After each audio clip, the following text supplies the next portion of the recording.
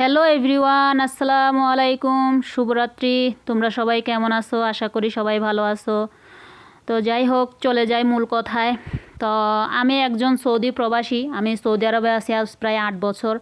আমি এই শপিং মলে জব করি। আমাদের কোম্পানির নাম হলো গিয়ে আলসিডার কোম্পানি। এই আলসিডার কোম্পানিতে কিন্তু অনেকে মনে করেন যেই শুনে সে আসার জন্য পাগল হয়, কারণ কোম্পানিটা খুব ভালো কোম্পানি।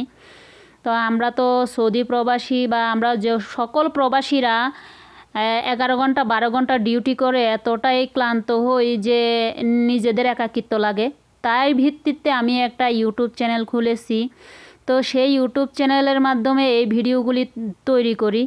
যদি আমার ভিডিওতে কোনো ভুল ত্রুটি হয়ে থাকে আপনারা ক্ষমা সুন্দর দৃষ্টিতে দেখবেন, কারণ আমি একবারেই নতুন।